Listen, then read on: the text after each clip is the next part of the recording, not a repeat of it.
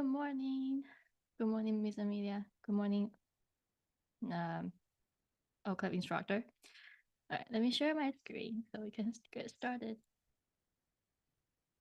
All right, welcome to our workshop on breathing technique in solo piano and piano duet setting. And before we start, let's start with a brief introduction. So, well, my name is I-Lin, and I'll be your host today. We will start with the workshop overview.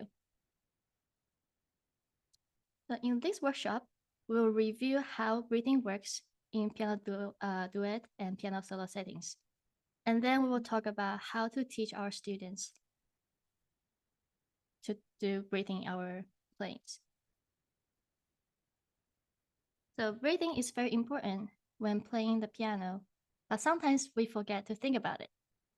And we use that technique to phrase our playing, and it helps us to feel more connected to the music. When we play solo piano, breathing can help us keep a steady pulse and make the music more exciting. It can help us deliver the information better since it helps to organize the phrases. This makes the music easier to understand for anyone that is listening. And when it turns to in the piano duet playing, when we play with another pianist, breathing can help us play together as an ensemble. And then we can use our breathing to tell the other pianist when to speed up or slow down, or when to indicate the musical changes. So let's talk about how to teach breathing techniques in piano solo first. So first we'll explanation, and then we'll have experiment, and then we'll build it as a habit. So first we need to explain why we are doing this. So we will explain why breathing is important in piano solo playing for our students. We can say something like, when we play the piano, it's like telling a story. And in order to deliver the story better, sometimes we need to say certain words louder or quieter to make the story sound like interesting. So the same thing, we breathe when we play, so our music sounds structured and musical. And then we'll explain how does that work. So we can say we will breathe in and out on certain points in the music. For example, same as the story analogy. When you want to say things louder, you usually breathe before you say the sentence. Like that, like there's a, whoa, something like that. We need to breathe in first. So same thing, when we breathe, we have a longer phrase and need to build a climax. Before that, we will inhale first and to build the tension. And then we exhale to release the tension.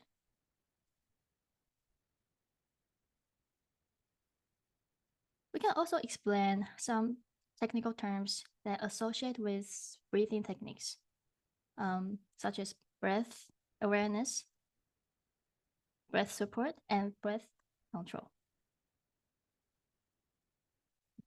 So breath awareness means paying attention to how we breathe while playing. It's important to know when we breathe and how it affects our playing. Breath support means using our stomach muscles to help control our breath while playing. And breath control, like we just talked about it, like when and where we start inhale or exhale, and to control our music to sound emotional and exciting. And then we'll do some experiment. We're gonna experiment it. So have our students practice breathing techniques while playing a simple and a short piece first. Or it can be like a short phrase. We'll start with something simple. And then we'll can ask them to take a deeper breath than their normal breath. Like make sure they are using their stomach muscle before starting a piece. And then you can ask them to experiment with different type of breaths. So it depends on the different characters in a piece. So if we have like the exciting piece, maybe we will take a shorter breath, like maybe only one beat, and then we start. Or we will, if the piece starts in like peaceful or like a long phrase, then we'll probably need an entire bar, like, and then we play. It depends. And then we will encourage our students to listen to how their breathing affects the music. So, for example, they might notice that taking a deep breath before playing a long phrase will help them to maintain the steady pulse. And then when our students become more and more comfortable with breathing techniques, then we can introduce more advanced techniques, such as using our breath to create dynamic or tempo changes, like crescendo, diminuendo, accellando, or ritardando in the music. And then we're gonna try to build our breathing as a habit. So once our students have experimented with breathing techniques, we'll encourage them to practice regularly to build a habit. And another thing I like to suggest them is to record their playing. So they will record twice, before without breathing, and then the after one is with breathing, and see how that make the difference.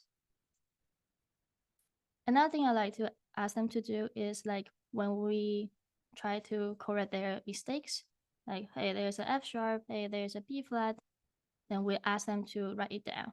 So same thing, we can mark those breathing marks down. Usually I like to use V, so something like this. At the beginning of the phrase, that means you need to start breathing, like inhale. Or you can use comma. But I don't like to use comma because it takes more time to draw. And it can be, sometimes we already have comma in the music. So sometimes it's confusing. So usually I do this.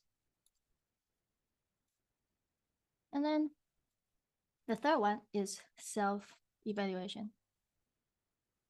So we will, oopsie, self-evaluation. So it's kind of related to like the recording. We'll ask them to record, and then they will listen to it and then see where maybe they can change to improve their breathing in their playing. So after the teaching breathing techniques in solo piano, we'll talk about it in piano duet.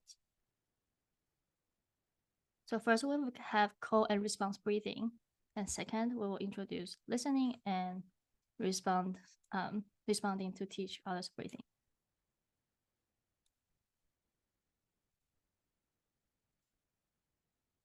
So step one for call and response breathing, we'll introduce what is call and response first. So you can just say something very simple, like, imagine there are two people talking to each other, and maybe one of them is asking a question, the other one is answering that question. Or just simply like playing a game, like someone says something and then the other one just copying them. We have that in music too. And we can also use that for breathing in piano duets. And then we can practice with them. So we can just ask one person to breathe when they have the, well, if especially find somewhere have the similar phrases, like maybe both of them are playing the melody. So we ask student A to breathe first and ask student B to listen to see how it goes, and then copy them. And then we can improve from there. Second, this technique involves both pianists actively listening to each other's breathing and adjusting their playing. So you can just ask them to play a short phrase, and then ask student A to play it back to student B. So they play first, and then you ask student to play by himself. And the student B needs to focus on listening to student A's breathing. And then you reverse. Okay. So they understand, oh, so at this time you are doing this, and at that time you are doing this. And then we're gonna do experimenting. So we experiment different breathing pattern. So it can be the same phrase, but you ask one of the student to change their breathing pattern. So maybe it was like longer, but it changed to shorter. and see if the other student can do the adjustment like right away. All right. So, well, thank you for spending time with me. Before we wrap up, I would like to open up the floor for any questions you might have. So, any questions or feedback?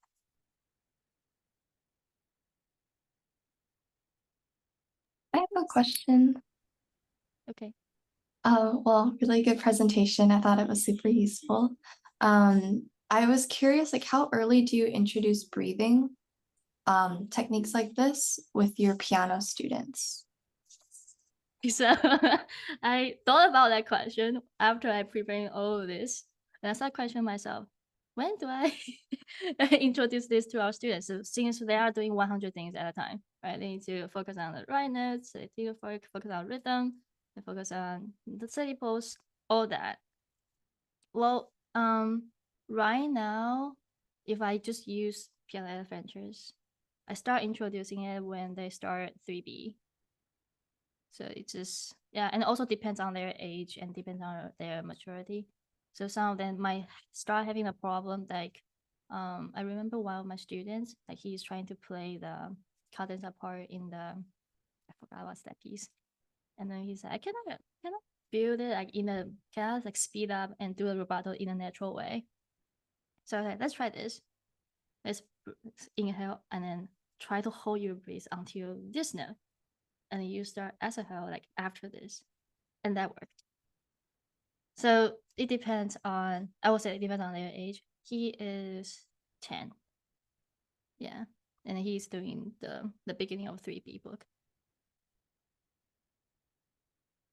Does that answer your questions? Any other questions? No? Okay. Ta-da. Okay, thank you everyone for coming to my workshop. And I hope you found it informative and inspiring. And see you next time.